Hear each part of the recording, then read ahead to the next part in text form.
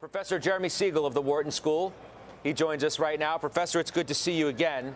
What are your thoughts as we watch these lows of June at least be taken out from the Dow standpoint, and maybe in the days ahead we find the other major averages in this same precarious place? Yeah, certainly. You know, Scott, I find it very amusing. A year ago at that September meeting, when we had booming commodity prices, housing prices rising at the fastest rate in post-war history, when we had all commodities going up at rapid rates, Fed Chairman Powell and the Fed said, we don't see any inflation. We see no need to raise interest rates in 2022. Now, when all those very same commodities and asset prices are going down, he sees, stubborn inflation that requires the Fed to stay tight all the way through 2023. Makes absolutely no sense to me whatsoever. Way too tight.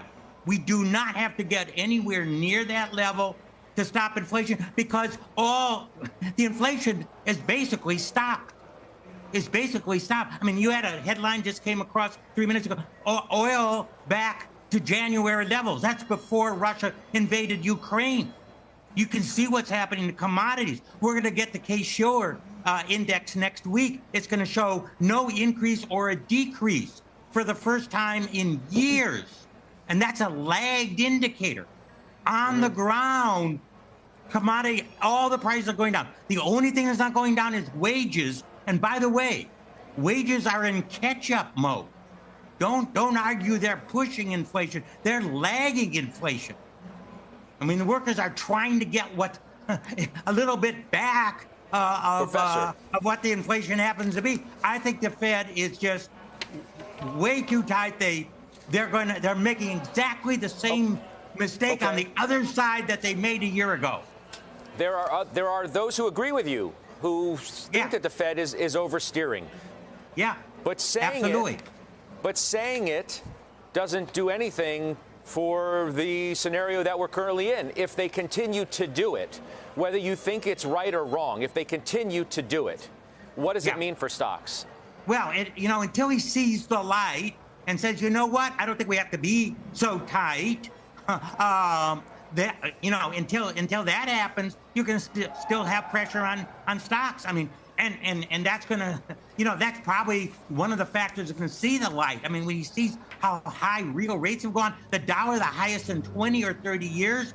By the way, next Tuesday, we're going to get the monthly stock market money supply data, which is going to show the greatest decline in 5 months that we've had in the post-war period. I mean, if he looks at any of the monetary or financial indicators, he can't say, oh, we have to keep them on. I mean, at his press conference, he said, we have to get real rates in the positive territory. They're in positive territory for every maturity.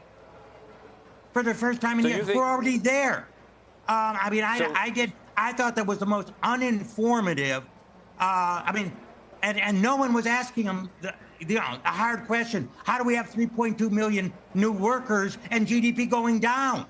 What does that mean? What does the record decline in the money supply mean?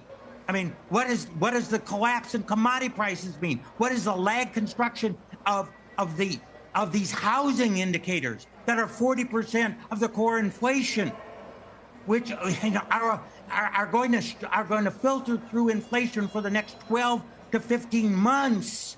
Is that what he's looking at? Why is he looking at that?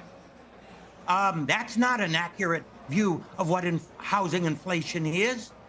I mean, there were no hard questions. There were 50 reporters there. I don't know. They basically said, repeat the statement you made at the beginning. There's so many things I ask him. What is he actually looking at? I mean, he's looking at 3-month annualized core inflation that is a lag. Well, we all look at market. I mean, look at what does the stock market do? It looks at market-oriented data. And that's what the Fed should be looking at. I don't know that I've seen you this animated. You seem downright angry. I am very upset. Yes, I am.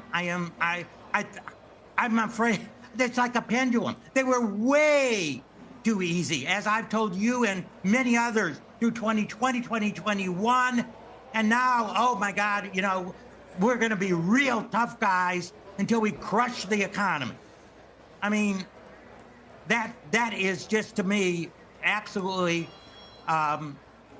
poor monetary policy would be an understatement.